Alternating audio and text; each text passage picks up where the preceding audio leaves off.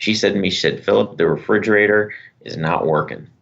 And, when the refrigerator goes, that's a large expense that you're going to have to eat. So I was kind of worried.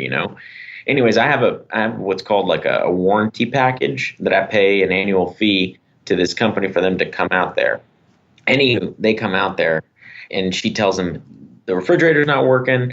I can't, get any ice out. I can't get, there's no water coming through. So the maintenance guy goes in there and he takes his finger, puts it into the little ice dispenser and pulls out a little ice cube. He didn't even move it maybe 2 inches in, and he pulled it right out. She was giving me all this hell for that. Oh, I probably can't say that on this podcast. Sorry. No, you're fine. 1, 2, 3, 4. Yeah. Welcome to the RentPrep for Landlords podcast. And now your hosts, Stephen White and Eric Worrell. Hey, everybody. Welcome back to the RentPrep for Landlords podcast. We are here on episode 162. And we have a guest on the podcast this week. He actually reached out to us, and he's got a pretty interesting niche.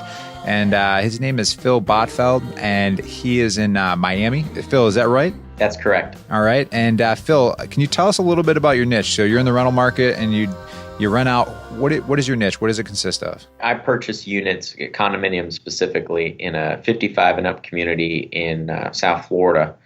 And I've been doing it now for a couple of years. And it's been great. It's been treating me well, but there's a lot of differences with dealing with the seniors than dealing with the younger crowd. So I'm enjoying it. I'm excited to talk about it and fill you guys in on what I've experienced over the last couple of years. Yeah, and when you reached out and I heard that you're in the 55 and up community, it was definitely something I was interested in because as far as being a landlord, it can vary quite a bit. So before we got on the call, we were just kind of discussing. So the couple rentals that I've always had like 20 somethings in there.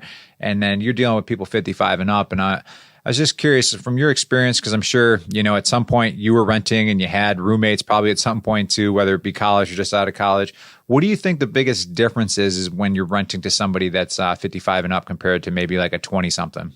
Well, it's probably damage to the unit.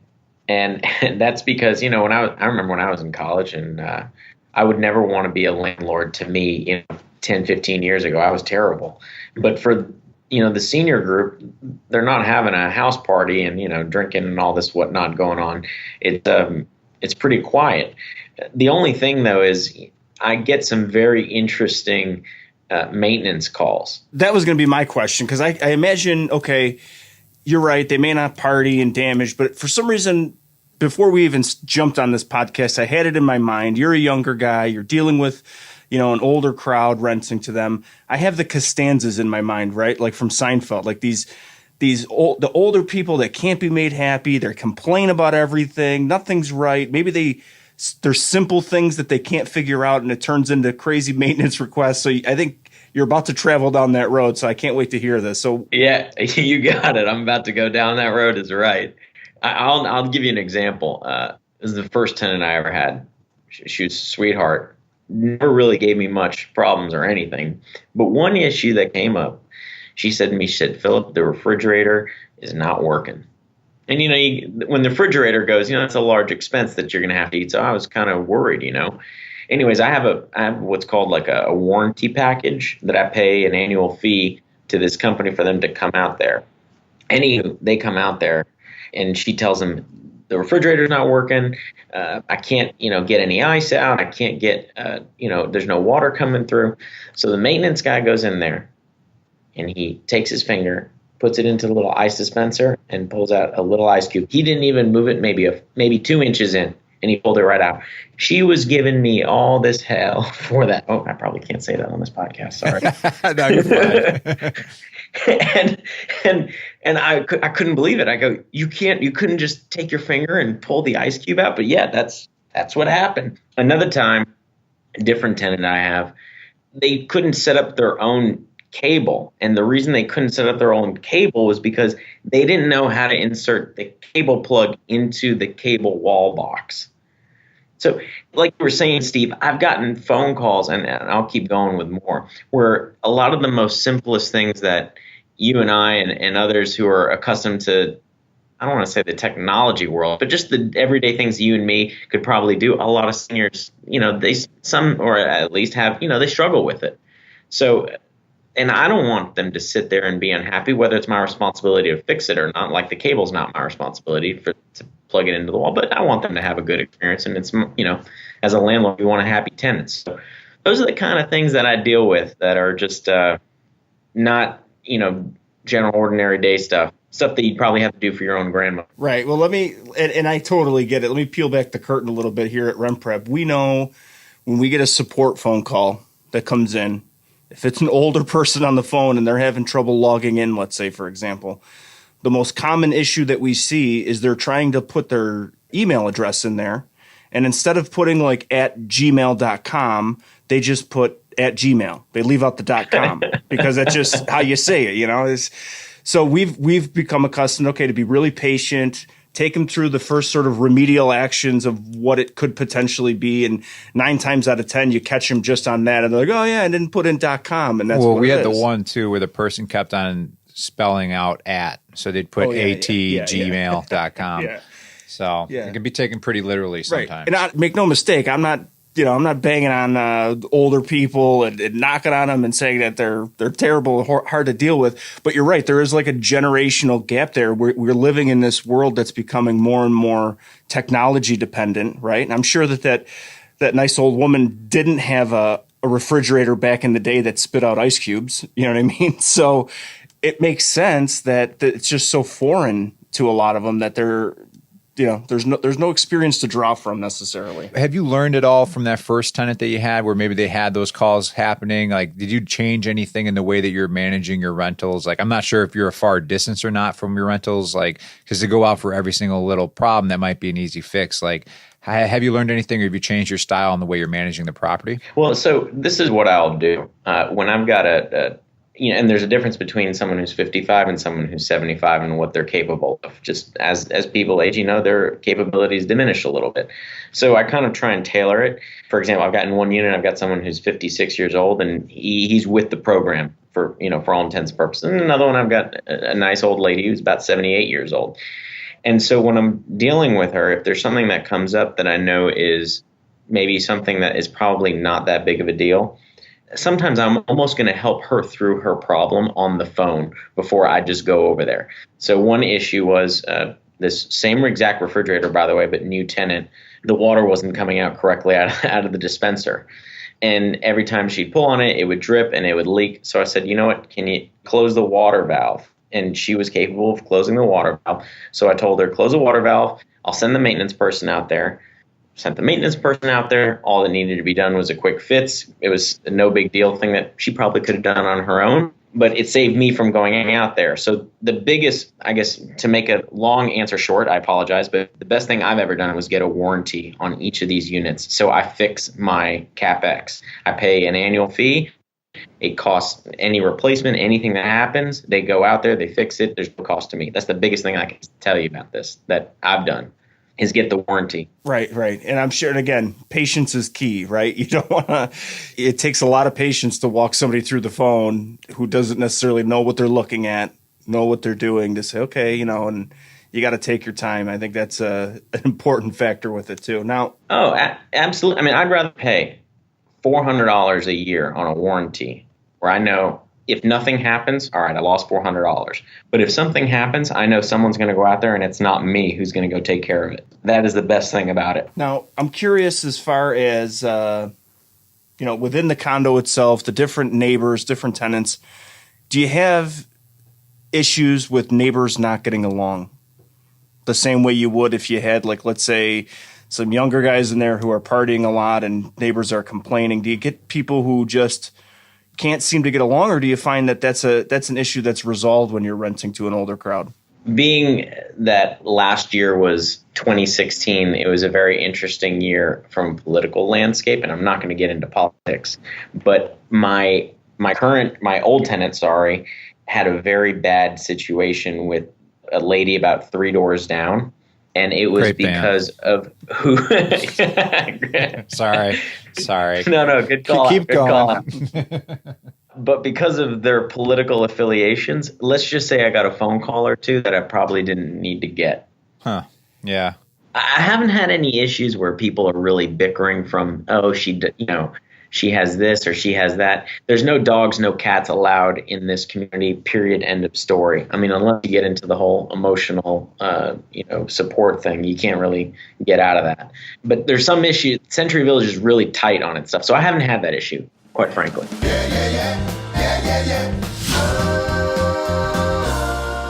One thing I'm curious about, so like we create a lot of content about, just the tenant screening process and how it's not just like running a background report through a company like ours, but there's a whole process that goes into it. There's your advertising and marketing and then onboarding a new tenant.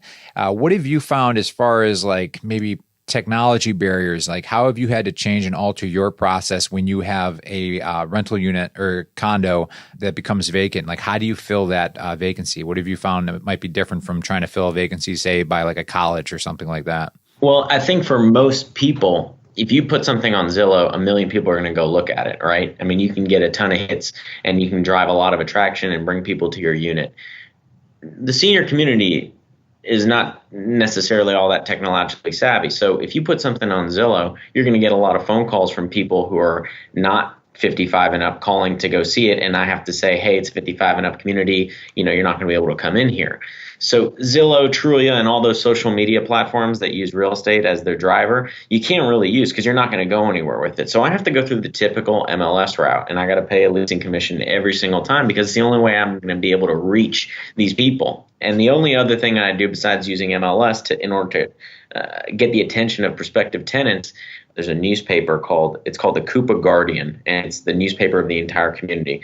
And so because there is a lot of different owners and tenants that are in there, I may be able to pick one out who'd be interested in moving from one unit to the next, or maybe a friend who's moving into the unit that another friend got the newspaper from and now is going to come over and check it out. But generally speaking, I got to go the old school route and go through MLS and pay that old leasing commission that no landlord wants to pay. Oh, I have a question too. Like if somebody's thinking about becoming a landlord, I don't know if this route would work the same for our location here in Buffalo, just because there are some condos here and there, but we definitely don't have anything where there's like 10,000 condos in one complex, which is just hard to fathom from where we're at.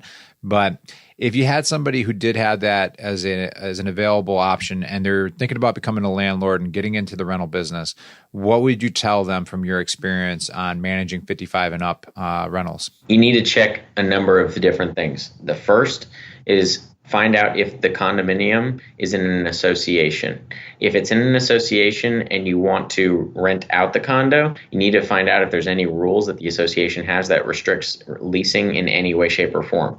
Because you could be in one building and there's no leasing restrictions at all. You can do whatever you want. And you can be one building over in the same exact community, but it's in a different association and there's no leasing available at all. So you always need to check the condo docs to make sure that you can rent before you're hard on your contract. Number two, when you're buying in a condominium, generally speaking, certain condos are either warrantable or non-warrantable. For warrantable, that means Fannie Mae will buy the loan. So this is with regards to financing, because who buys anything cash nowadays? Very few people, right? So if it's non-warrantable, though, that means you're going to have to go through a non-warrantable lender. It's going to have to go through a portfolio loan. You're not going to get the interest rates that you'd get on a typical investment single-family property home. It just won't happen. So you need to find a non-warrantable condo lender.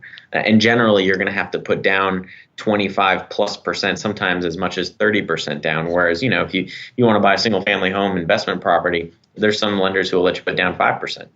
So those are the two key things you got to keep in mind. And the third and most important thing to keep in your mind is if you find out what the rentals are and you see what the purchase price are, don't get all excited that you're going to make a whole boatload of money, because the HOA fees, they're real and they will eat into your cash flow. I'll give you an example right now. I'm just under contract on a property. It's the purchase price is $87,500. And I'm going to put down 25%, and it's going to rent for about $13,000 to $13,550. So you do the number. That's about a 1.5 multiple. Sounds great, right? Well, condo fees are $449 a month. That significantly eats into your profit. So just keep those three things in mind: financing, ability to rent in the association, and the HOA fees, because they're real. So you mentioned your condo fees.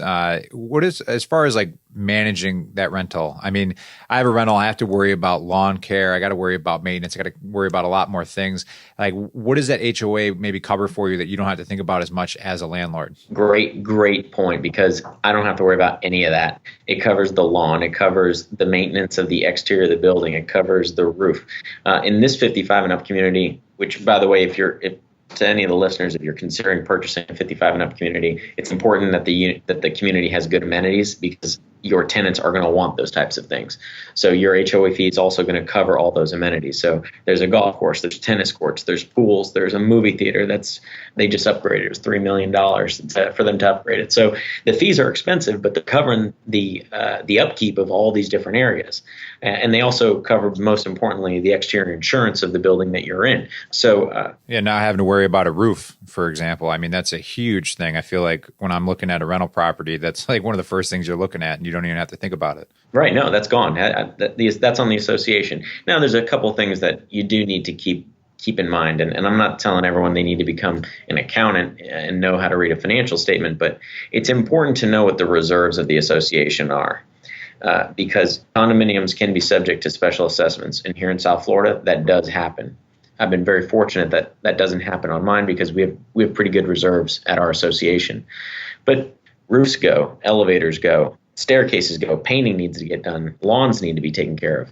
And if there's no money there, well, they're not going to get taken care of, and a special assessment will get assessed. So keep that in mind. Are they open with that stuff? Do they have to make that public, or at least that if you're thinking about buying into there, you can ask them for that? Well, I'll tell you this: you'll be able to find out if they have reserves, because if you're lucky enough to buy in a community that is Fannie Mae compliant, right? One of the disclosures that a Fannie Mae lender will require is that the reserves are in excess of 10% of the operating budget.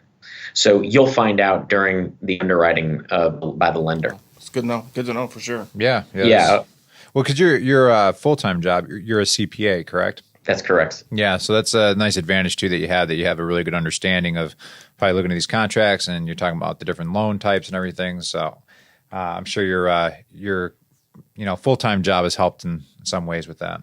Absolutely. And just so you know, most of these associations, I get audited financials on an annual basis, so I can see what the reserves are at for my association, and it's just a little ratio to calculate, how much are our expenses, how much are our reserves? Is it more than 10%? That's a good thing to know. Right. Now, you mentioned something earlier, Phil. I just got to double back on. I had a note. I wanted to know, kind of a hot topic here as of late is emotional support animals. Have you seen that that's becoming more of a trend even in the senior communities? Is that something that you've dealt with firsthand before? Let's just say this community was a no-go zone for even the smallest of animals. I mean, your little hamster wasn't allowed into this community. And now it seems every other person has a foo-foo dog walking around, because once you get that note from the doctor, it's no longer a pet. You can't ask for a pet deposit. You can't ask for pet rent. You can't ask for any of that. So, I don't want to say it's been an issue, but if you've got flooring especially that could be damaged by a pet, there's nothing you can do about it. Right. Yeah, it's interesting. I don't want to say epidemic proportions, but we see sort of a full scope here and deal with, landlords nationwide. And I don't know. I think it's encroaching on that title of epidemic. I mean, it's a huge thing right now. And it's a huge deal with landlords, because you got some landlords that fight it out of principle and say no, and then they get themselves into trouble. And then other landlords that accept it and say yeah, and then eventually, just the sheer numbers of it happening, you're going to run into people that have issues, and the dogs are destroying the property, or the cats are urinating on the carpet, and they're ended up having to replace floors, and typical pet problems, right? I mean, it's the reason why they have a no pet policy, but your hands are really tied with that regulation. They are really tied, and that's why I have a only tile policy in all of my units, because your pet can do whatever it needs to do on the floor, and it's going to be a-okay. So I don't have any pets in any of my units. I've actually never had any pets in any of my units. I have been approached by pet owners, and I can kind of association as the bad guy and say, hey, look, they don't allow any pets. I'm sorry, I can't do anything about it. But if someone were to come to me with a doctor's notice that said, this is my emotional support animal, this is the way it is, I can't do anything. It's as if it's their child.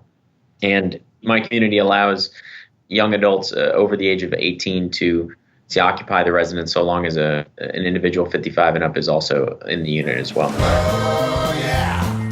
Oh, yeah. Now, I'm curious as far as screening criteria goes.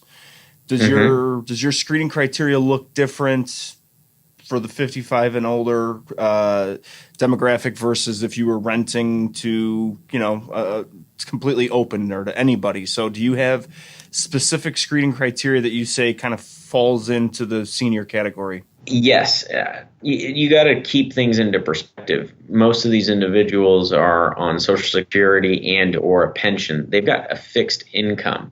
But with that, they've also got a whole lot less in expenses. So for a lot of these people, their rental expense is a larger percentage of their overall income than, per se, a younger person where, you really don't want to go over that 30% of gross income threshold. That's kind of the matriarch that I've gone by. But a lot of my tenants, they're in the 55 to 60% range. That's of their total expenses is the rent, because they've got Medicare, they've got their food is relatively inexpensive. They don't have all the other expenses that a lot of younger people have. They don't have a $150 cell phone bill. They don't have, there's a number of things that they don't have. The cable is covered in my HOA fee, so they don't have a cable bill. The water is also covered, so they don't have a water bill. There's just a number of bills that most people have that they just don't. So I make sure that their fixed income, I verify it, look at their bank statements. I see that they've got something from Social Security, or if it's from a pension fund, whatever it is, that it is valid. But that's just something to keep in mind, that it's going to be a higher percentage of their total income, the rent expense for them. Yeah. And you made a good point there by mentioning bank statements. That's something that we recommend a lot of times too, to look for consistency, right? Especially if somebody's self-employed, we mention that a lot. But in this case, if they're pension, Social Security, they may or may not have access to an earnings statement or anything like that. And you don't know when they're, how long they've been getting it. How consistent is this? So do you find 90 days worth of bank statements is the best way to sort of to get the feel of that? Yep, that's it. That's exactly what I do. I get 3 months. I almost do exactly what you do if you'd go to a bank and want to get a loan. I get 3 bank statements. If they're still working, I ask for pay stubs. If they're not working, I want to see proof that Social Security is coming in and it's not just some random check they're getting. But if you look, by the way, on a bank statement, when Social Security sends a check, it's very obvious. It's, SSA wire, which is the Social Security Administration, and then it says the person or the last 4 digits of their social. It's very clear, and I've seen it a couple of times, so I've gotten more comfortable. So if I see that on there, I'm not going to, now that I've seen it a couple of times, I'm not going to ask for then a pay stub on top of it. I've seen it. I know what it is. Yeah. It's just interesting listening to all the differences that you do have managing a 55 and up community, and your rent to income ratio is different. Like you're saying, the problems and issues that you deal with are different. But overall, you would say that you've enjoyed the experience so far? Or? Oh, I've loved it. I think I've got like three additional grandmothers now. It's every time I see them, they say, "Show me pictures of your young son," etc. And it's been a great experience. I can't say enough about what I think it's better. Yeah, you got different issues you got to deal with, but I don't have the headache, I feel, that some other individuals that I know in my local area who invest in different demographics and what they're dealing with. Yeah. Certainly not what I have to deal with. Your statement you made earlier resonated with me about I wouldn't want to rent to myself 10, 15 years ago either. So, yeah. No, yeah, I was a college kid. I was trying to have as much fun as I could. Yeah, exactly. Well, we appreciate you being on the podcast here, Phil. And if anybody wants to get in touch with you, we will put your contact details in the show notes here. And thanks for reaching out to us. This has been really interesting and insightful, just kind of getting a little bit of background information on what it's like running in the 55 and up community. So thank you very much for being on the podcast. Yeah, no, thank you, Eric. And thank you, Steve, for having me on here. I really do appreciate it.